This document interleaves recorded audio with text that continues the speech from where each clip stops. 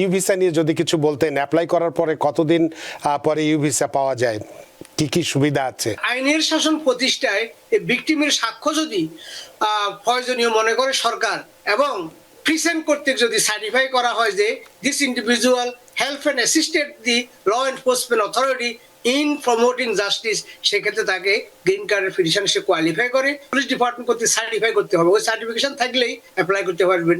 এমনি ধরেন কোথাও আপনাকে মাইট খাইছেন, একটু পুলিশে তদন্ত করছে, সাই দিছে, দ্যাটস নট এনাফ। যদি প্রোফাইল ক্রিয়েট করতে না পারে, এটার জন্য ইন্টারভিউ থেমে থাকবে না।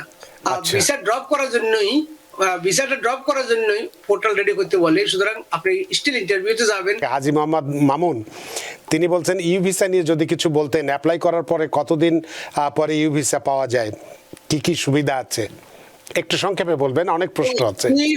এখন ই কোনটা, ই ই ই ই টুর কথা যদি ধরে নিই, U visa, U visa sure. U visa যেটা, ইউ ভিসা হচ্ছে যারা ভিকটিম অফ ক্রাইম, যেমন একজন আনডকুমেন্টেড এলিয়েন যদি ইউএস সিটিজেন কর্তৃক আক্রান্ত হয় বা গুলিবিদ্ধ হয়, সিরিয়াস অ্যাসল্টের সম্মুখীন হয়, সেক্ষেত্রে আইনের শাসন প্রতিষ্ঠায় ভিকটিমের সাক্ষ্য যদি প্রয়োজনীয় মনে করে সরকার এবং প্রিসেন্ট কর্তৃক যদি সার্টিফাই করা হয় যে this individual help and assisted the law enforcement authority in promoting justice, সেক্ষেত্রে তাকে গ্রিন কার্ডের পিটিশন সে কোয়ালিফাই করে এবং ওয়ার্ক পারমিট পায়, রেগুলার অ্যাডজাস্টমেন্ট স্ট্যাটাস পেতে পারে। এবং এটার জন্য কোনো, এটা very current, anybody can do it, but the hardest part হলো আপনাকে প্রেজেন্ট করতে, পুলিশ ডিপার্টমেন্ট করতে সার্টিফাই করতে হবে। ওই সার্টিফিকেশন থাকলেই অ্যাপ্লাই করতে পারবেন।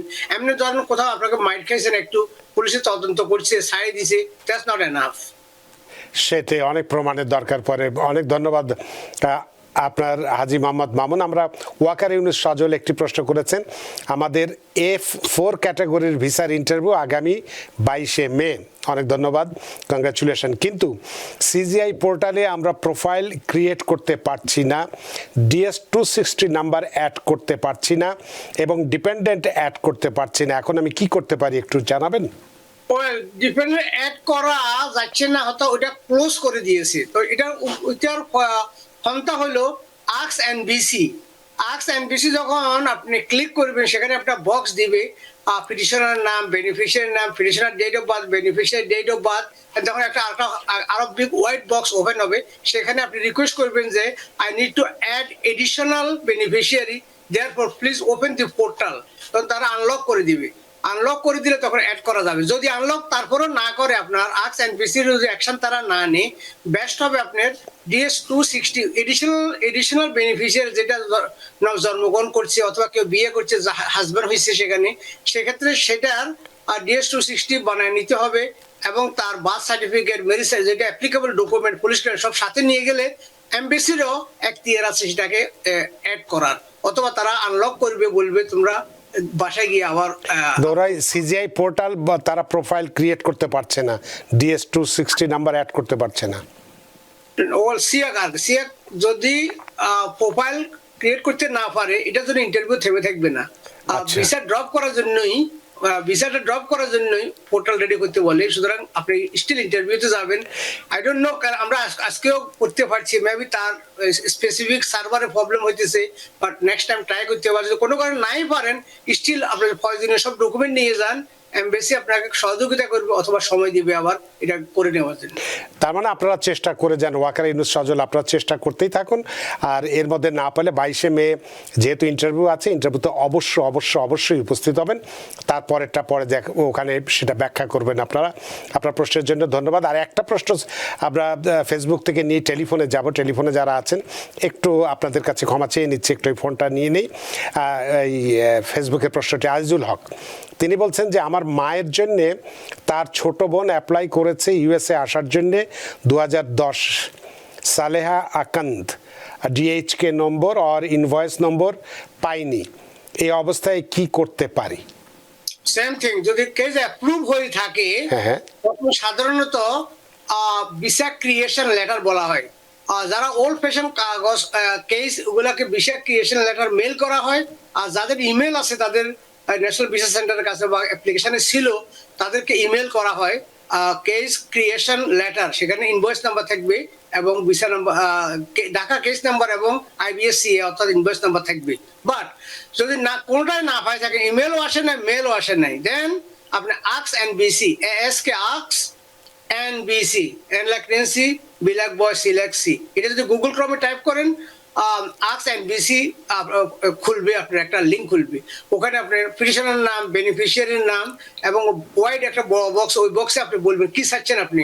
শুধু এতটুকু লিখলে হবে, I am a petitioner, I filed for my brother or sister, a petition was approved, however I did not receive case number and invoice number, therefore please send me the case number and invoice number so that I can pay the fee and upload the document. এতটুকু লিখলে guarantee এটা আসবে।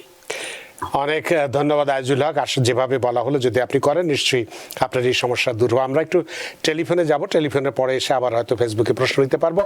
সুপ্রিয় দর্শক, কে আছেন টেলিফোনে, দয়া করে নাম পরিচয় বলে আপনার প্রশ্নটি করুন। আসসালামু আলাইকুম, আমি মাহবুবুর রশিদ সায়েম বলছিলাম। জি, আমার কোয়েশ্চনটা হলো, আমরা যারা অ্যাসাইলাম অ্যাপ্লাই করছি, আমরা ওয়ার্ক পারমিট এবং SSN পাওয়ার পরে আমরা কি ওই যে রিয়েল আইডি ওইটা পেতে পারি? আর যদি রিয়েল আইডি আমরা না পাই, সেক্ষেত্রে আমরা কি আমাদের ভ্যালিড বাংলাদেশি পাসপোর্ট দিয়ে ডোমেস্টিক ফ্লাইট অথবা আমার যে ফেডারেল যে সেবাগুলো আছে সেগুলো কি পেতে পারি? অনেক ধন্যবাদ মাহবুবুর রশিদ আপনার প্রশ্নের জন্য। জনাব এন মজুমদার। রিয়েল আইডির জন্য লাস্ট আপডেট হচ্ছে গ্রিন কার্ড লাগবে, তবে বাইরে চলাফেরা করার জন্য এটা ক্লিয়ার ইনস্ট্রাকশন আছে, যেহেতু বাংলাদেশ বিদেশি পাসপোর্ট আছে, ওই পাসপোর্ট দিয়ে আপনি যাওয়া আশা করবেন, কোনো অসুবিধা হবে না। ইতিমধ্যে এটা নিয়ে কোনো প্রকার বাধার সম্মুখীন কেউ হয় নাই, মানুষ অহরহ যাইতেছে। তবে যাদের গ্রিন কার্ড এখনো হয় নাই বা ওয়ার্ক পারমিট যদি আপনার না হয়ে থাকে, অ্যাসাইলাম ফাইল করছেন, এক্ষেত্রে আপনি বিভিন্ন স্টেটে ঘোরাঘেরা না করাই ভালো, তার লো প্রোফাইল থাকাই ভালো। সুইপিং অ্যারেস্ট বলে একটা কথা আছে, কোনো জায়গায় আপনার সুইপিং অ্যারেস্ট যদি হন, সেখানে আপনার কার্ড নাই, অযথা বিড়ম্বনার সম্মুখীন হতে পারেন। আমি অনুরোধ করব, যদি কোনো নেহাত প্রয়োজন না হয়, বিভিন্ন ফ্লাইট বিভিন্ন স্টেটে ঘোরাঘেরা না করাই ভালো। অনেক ধন্যবাদ মাহবুবুর রহমান আপনার প্রশ্নের জন্য। রুবেল খান একটা প্রশ্ন করেছেন, আন্ডার এজ ভিসার তারিখ কি এগিয়ে এনেছে কিনা একটু জানাবেন। আমার ভাইয়ের ভিসা ফি জমা দিয়েছে, আরো 6 মাস হলে এখনো কোনো নিউজ আসেনি, কি করণীয়? যদি ভিসা ফি দিয়ে থাকেন, নেক্সট স্টেপ হচ্ছে DS-260 আপলোড করা, ফাইন্যান্সিয়াল ডকুমেন্ট আপলোড করা, সিভিল ডকুমেন্ট আপলোড করা। খবর আর কিছু আসবে না, কারণ যখন আপনার পোর্ট্রেট আছে, সিএক ওয়েবসাইট আছে, আপনার কাজ হলো সেখানে সাবমিট করা, এবং অন্য কিছু লাগলে সেখানে টপ রাইট হ্যান্ড সাইডে মেসেজ থাকবে যে এটা ভুল হয়েছে, এটা আমি অ্যাকসেপ্ট করি নাই। তো সুতরাং go to the website and explore.